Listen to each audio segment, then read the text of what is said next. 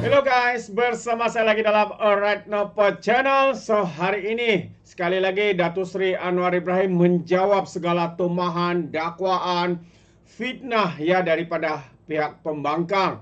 Ya apabila mereka mengatakan subsidi ditarik balik. Sahabat semua, ditarik balik dan disasarkan itu dua perkara berbeza. Kalau ditarik balik tidak ada lagi subsidi.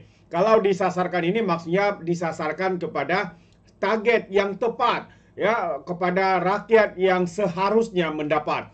Dan ada juga mengatakan bahwa subsidi ini menyusahkan rakyat. Benarkah sahabat semua atau itu hanya fitnah dan juga hasutan daripada pihak pembangkang? Jadi saya mau membawakan anda sahabat semua untuk mendengar pencerahan daripada Perdana Menteri kita Datuk Seri Anwar Ibrahim ya berkaitan dengan isu ini dan juga beberapa isu-isu yang turut terkait ya di dalam negara kita. Jadi tanpa membuang masa sahabat semua, ayo kita bersama-sama untuk melihat dan juga menonton video ini. And triumphs, setbacks and successes. Yet today the stakes are as high as ever. We now live in a post-normal world defined by chaos. Never have we seen such a convergence of pressures. The climate crisis, rising tide of geopolitical tensions, impacts of macroeconomic headwinds, a network of complexity and uncertainty that demands coordination of the highest order. Malaysia, like many nations, stands at a critical crossroads. To leap forward or be left vulnerable to destructive processes? The answer is crystal clear.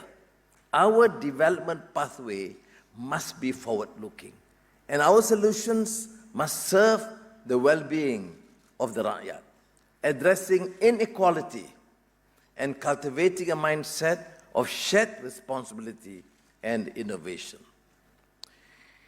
In the great debate between interventionist government and unbridled capitalism, we know that in modern times, the conventional world has been that it is not the business of government to be involved in business. On the contrary, according to this doctrine, government must get out of the way and let the movers and shakers of business and corporate tycoons have absolute free rein to drive the economy forward. But there are exceptions, it seems. For example, when it comes to big businesses that are too big to fail, then allowance must be made for interventionist policy, especially to bail out failing enterprises such as big banks and insurance companies. Those who are familiar with Stiglitz' account understand this better. To my mind, no matter how you slice it, this approach looks very much like socialism for the rich and capitalism for the poor, where state policies assure that the rich and powerful get to have the cake and eat it too, while the poor and marginalized will be left to clean up the plate. This is why, my dear Professor Stiglitz and I are on the same page. I try to elevate my stance a bit. Perhaps we differ only in terminology or the exact wording used. Professor Stiglitz calls it progressive capitalism, and I call it humane economy for social justice. In his latest book, The Road to Freedom, no coincidence, I alluded to this fact this morning when I met him. I said, the title is diametrically opposed to Hayek's The Road to Freedom. Stiglitz advocates for more government, not less, including the need for environmental regulations, financial regulations, and other regulations necessary for the proper running of the government. Professor, I know these are not your exact words, but as good politicians, we summarize better.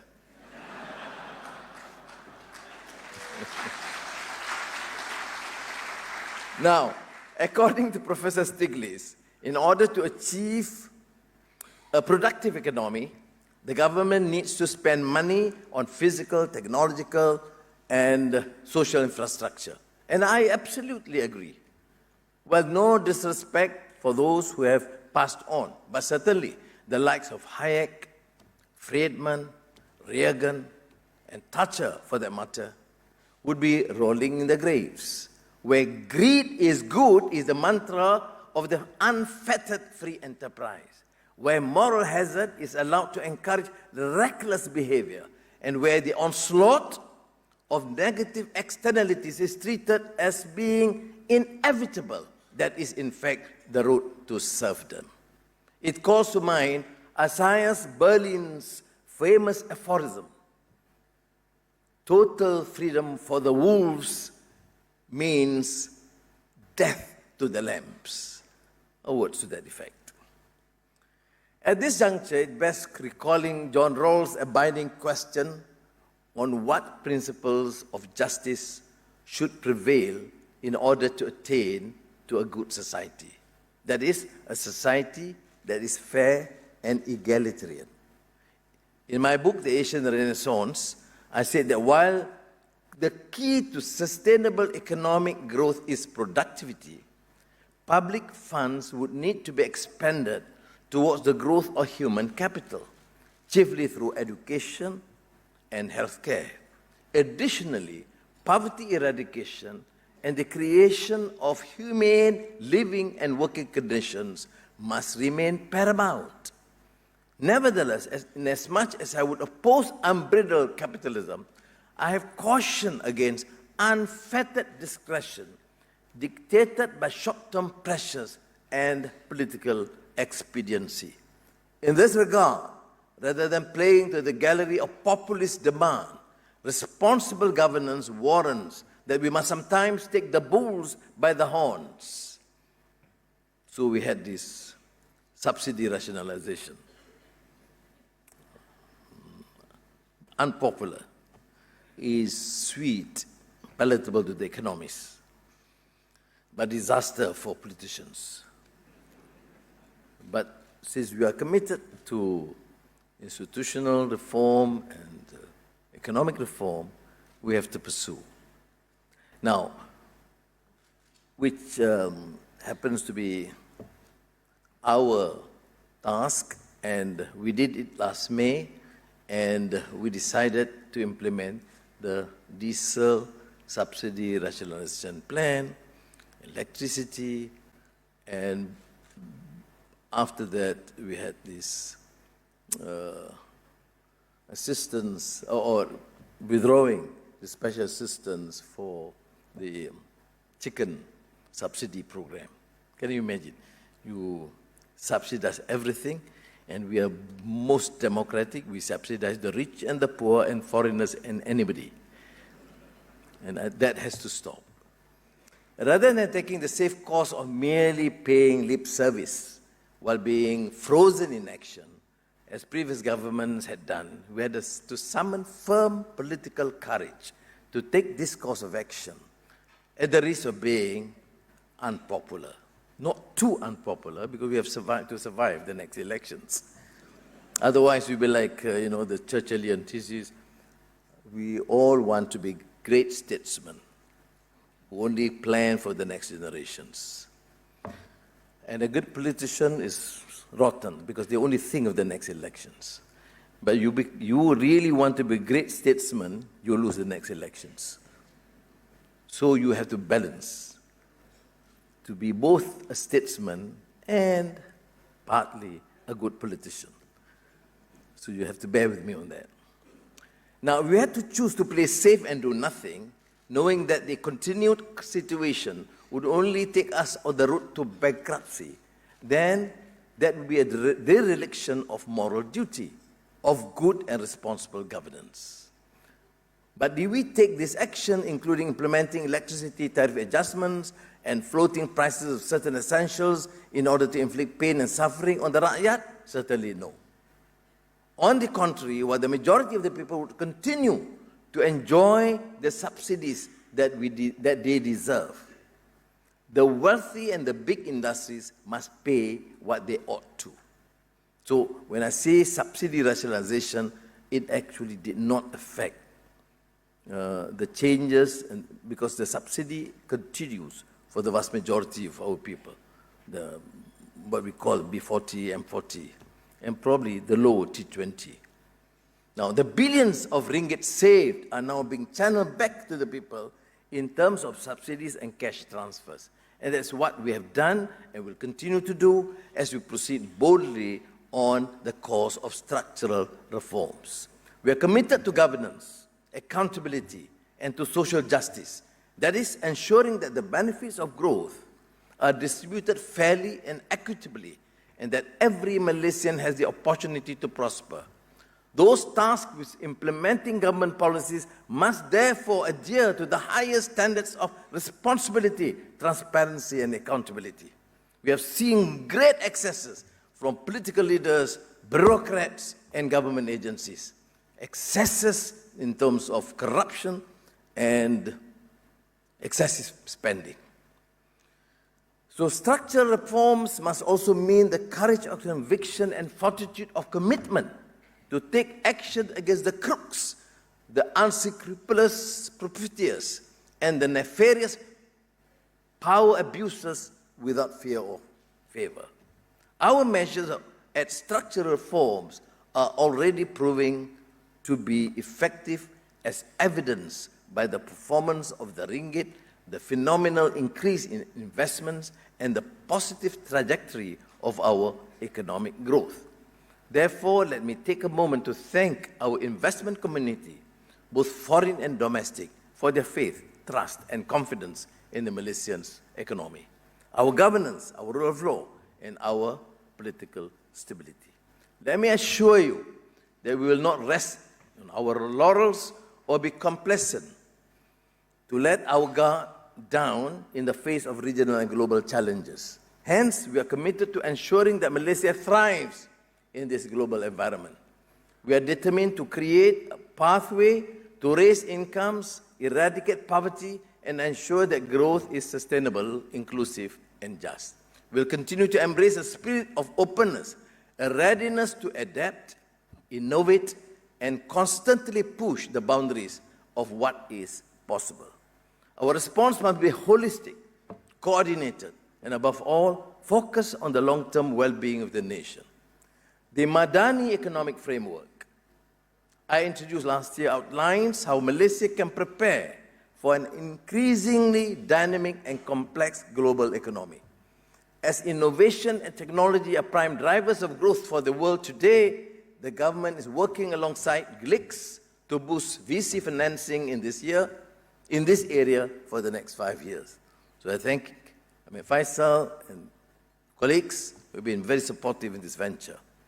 To deal with the climate crisis, environmental degradation, and resource depletion, we have the National Energy Transition Roadmap 2030 and the recently launched National Climate Change Policy 2.0 to transform our energy sector, reduce emissions, and ensure that we meet our climate targets. Whereas Malaysia has long been a global player in electronics and electrical manufacturing, we must now pivot towards more sustainable technologies and practices while moving up the semiconductor value chain in the global supply network. As the demand for advanced chips continue to spike in tandem with the proliferation of artificial intelligence, EVs, and autonomous driving, as well as in response to a host of geopolitical and geoeconomic factors, the National Industrial Master Plan 2030 must be nimble enough to make the necessary adjustments to respond to the vagaries of market forces.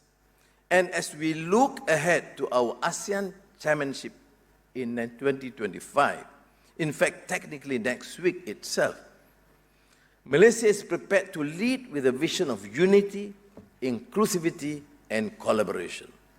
Recent geopolitical divisions threaten the stability of our region, but through shared leadership and a policy of strong neutrality, or we call it centrality, we can overcome these changes, inshallah. And as we may go beyond ASEAN, as we explore the partnerships with BRICS, which will deepen global South-South, we call it global South relationships, we reiterate the paramount importance of adhering to a rules-based order regionally and internationally, but we reject the hypocrisy and double standards observed by those when it suits them. Likewise, the world needs a new financial architecture founded on the principles of equity, fair play, and justice. And we cannot continue to be disadvantaged by the anomalies and aberrations of the Bretton Woods system. Now, Excellencies, ladies and gentlemen, as we navigate this age of turbulence and contradiction, let us do so with courage, conviction, and a commitment to the greater good. I look forward, of course, to follow the deliberations by learned scholars, their views on new growth and development strategy for developing nations, particularly on how developing countries learn to learn for structural transformation. The importance of a scientific temper within national talent is why I believe technological progress and governance go hand in hand. I am certain that these next few days will fill us with a zeal for innovative change, to work together to transform Malaysia into a beacon of resilience, a leader in innovation, and ultimately a nation that embodies the spirit of openness, tolerance, unity, and justice. Terima kasih. Terbaik sahabat semua. Itu dia ucapan Datuk Seri Anwar Ibrahim ya dalam Kazanahmegatrendforum 2024. Macam-macam juga ya isu dibangkitkan, diberi pencerahan, antaranya penyertaan Malaysia BRICS, antara juga subsidi, dan banyak lagi sahabat semua pencerahan dan juga penjelasan ya daripada Perdana Menteri kita. Semoga perkara ini ya menjawab segala persoalan-persoalan yang dimainkan ya oleh pihak pembangkang khususnya. Jadi sahabat semua, apa pandangan Anda boleh berikan komen ya di dalam ruangan komen. Jadi terima kasih, izinkan saya untuk mengundurkan diri, dan seperti biasa peribahasa mengatakan tapak pengkangkap 2 ton keinginan. Dalam bahasa Melayanya, tepuk dada tanya selera. Sekian je daripada ORAITNOPO channel, saya kita berjumpa lagi. Bye bye.